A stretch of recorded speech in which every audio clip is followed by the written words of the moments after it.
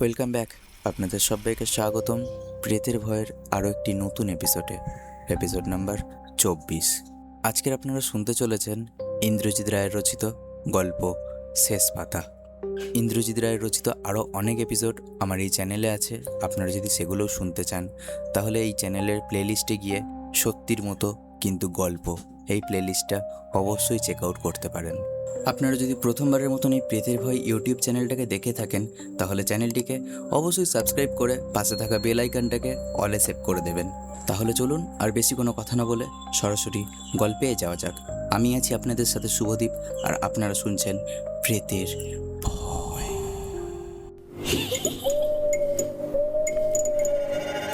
প্রেতের সাথে শুভদীপ।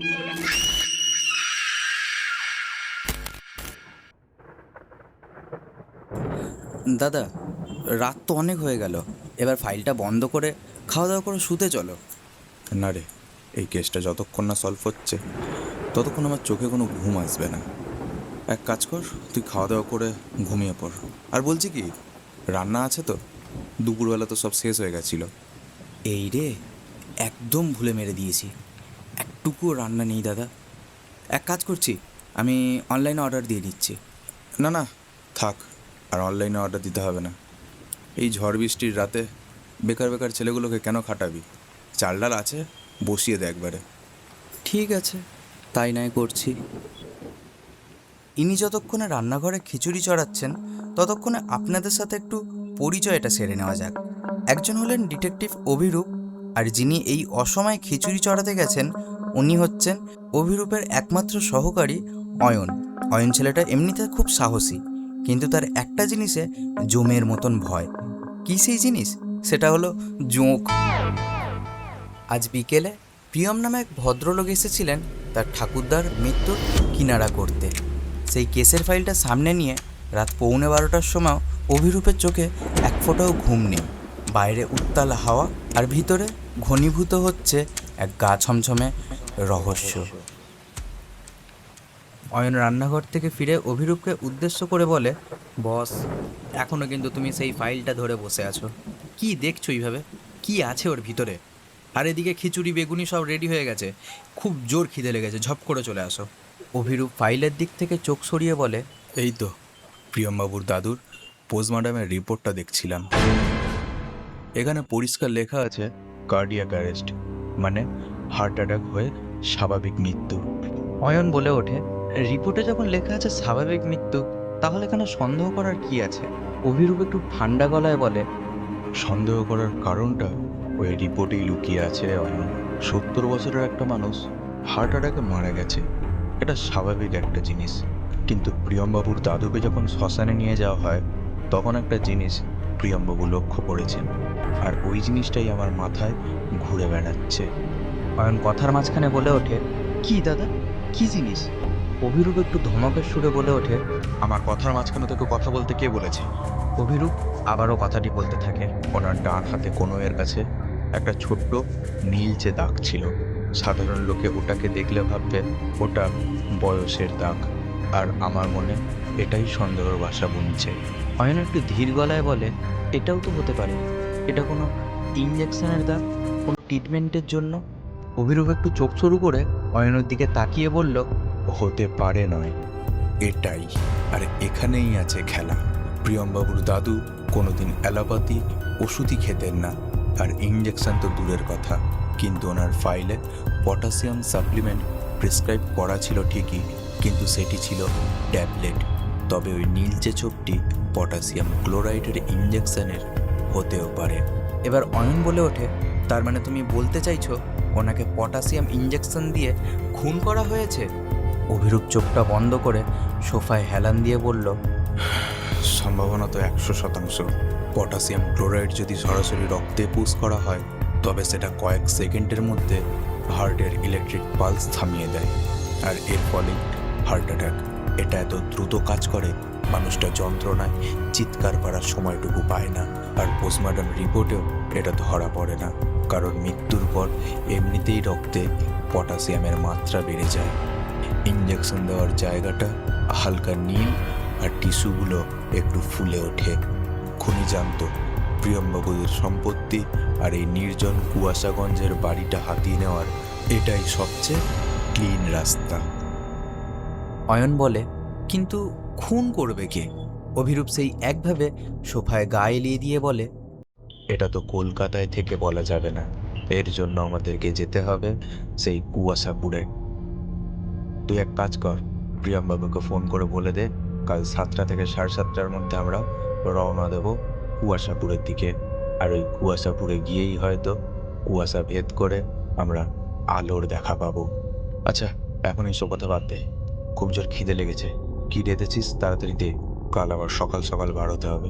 অয়ন সামনে থাকা ডায়েরিটা হাতে নিয়ে বলল, ডাইনিংয়ে যাও, খাবার ঢাকা দিয়ে রাখা আছে, তুমি খেয়ে নাও, আমি প্রিয়মবাবুকে ফোন করে এক্ষুনি আসছি। অভিরূপ ডাইনিংয়ের দিকে চুপচাপ চলে গেল, আর অয়ন ডায়েরি থেকে প্রিয়মবাবুর নাম্বার নিয়ে প্রিয়মবাবুকে ফোন করে। প্রথমবার রিং হয়ে কেটে যাওয়ার পর দ্বিতীয়বার ওপার থেকে ফোনটি কেউ তোলেন। ওপারের ব্যক্তিটি রিপ্লাইয়ের আশা না করে অয়ন শটান বলে দেয়, হ্যালো প্রিয়মবাবু, কাল সকাল সকাল রেডি হয়ে থাকবেন কিন্তু, আমরা সকাল 7টা থেকে 7:30টার মধ্যে আপনাকে পিক আপ করবো, গন্তব্য আপনার দেশ বাড়ি। ফোনের ওপার থেকে একজন ভাঙা গলায় বলেন, আচ্ছা ঠিক আছে, আমি তৈরি থাকবো, আপনার শুধু বার হওয়ার আগে আমাকে একটা ফোন করে দেবেন, আমি বার হয়ে যাব। অয়ন ঠিক আছে বলে ফোনটি রেখে দেয়। ওকে, গুড নাইট তাহলে। অয়ন ফোনটি কাটার সাথে সাথে ডাইনিং থেকে অভিরূপের ডাক আসে। অয়ন, তাড়াতাড়ি চলে আয়, খাবার বেড়ে নিয়েছি। অভিরূপ আর অয়ন দুজনে খাওয়া দাওয়া শেষ করে যে যার রুমে চলে যায়।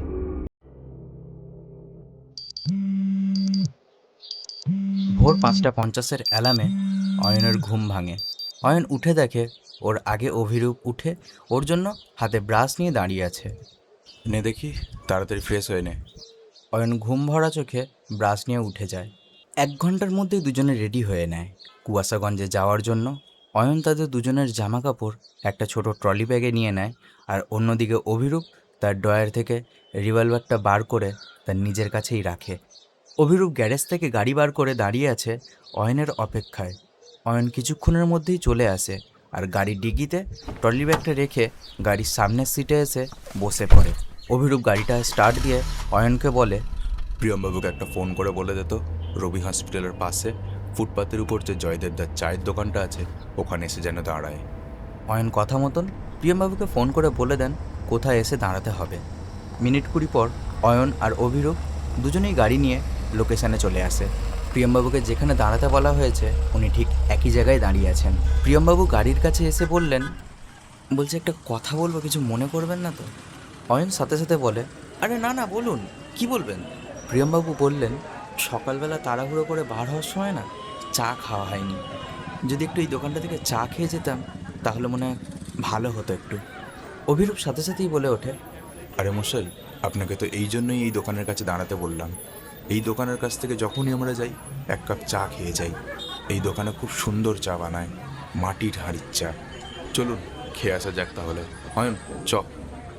তিনজনে চা খাওয়া শেষ করে রওনা দেয় কুয়াশাপুরের উদ্দেশ্যে। শহর ছেড়ে গাড়ি এখন দক্ষিণের দিকে ছুটে চলেছে। প্রথম 20 কিলোমিটার সব কিছু স্বাভাবিক চলার পর তারপর আমরা দেখি প্রকৃতির এক সুন্দর চিত্র। রাস্তার দুপাশ দিয়ে যত দূর চোখ যায় শুধু মাছ চাষের ফিশারি, আর মাঝে মাঝে গাছের আড়াল দিয়ে উঁকি দিচ্ছে কিছু ইট ভাটা। আমাদের গাড়ি 2.5 থেকে 3 ঘন্টা চলার পর আমরা শেষমেশ পৌঁছাই সেই কুয়াশাপুর গ্রামে। কুয়াশাপুর গ্রামটাও খুব সুন্দর। এখনও যে গ্রামে মাটির কাঁচা বাড়ি আছে, এখানে না আসলে সেটা জানতেই পারতাম না। কুয়াশাপুর গ্রামটায় ঢোকার কিছুক্ষণ পর অভিরূপ বলল, বুঝলেন প্রিয়মবাবু, আপনার ঠাকুরদাকে এখানে খুন করা হয়েছে নাকি স্বাভাবিক কোনো মৃত্যু এটা বুঝতে আমার আর কোনো বাকি নেই। কারণ এখানে এত পাতলা পাতলা ঘরবাড়ি যদি দিনে দুপুরে কাউকে খুন করে রাখা হয় তাহলে তো কেউ টেরই পাবে না। প্রিয়মবাবু এতক্ষণ কোনো কথা বলেনি, কিন্তু এই এখন অভিরূপের কথায় প্রিয়মবাবু বললেন, আপনি কি মনে করছেন এটা খুন? অভিরূপ বলল, অবশ্যই এটা আমার কাছে মনে হচ্ছে খুন, কিন্তু যাই গিয়ে দেখি কি কারণ। এটা কোনো স্বাভাবিক মৃত্যু নাকি খুন।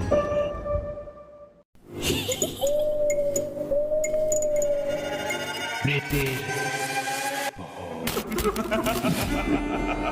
সাথে শুভ দ্বীপ।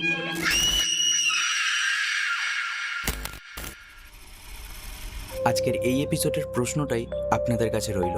আপনাদের কি মনে হয় এটা আপনারা কমেন্ট করে অবশ্যই জানাবেন। তাহলে দেখা হচ্ছে আবার আপনাদের সাথে শেষ পাতার দ্বিতীয় চ্যাপ্টারে। ততক্ষণ আপনারা সবাই ভালো থাকবেন ও সুস্থ থাকবেন। ধন্যবাদ।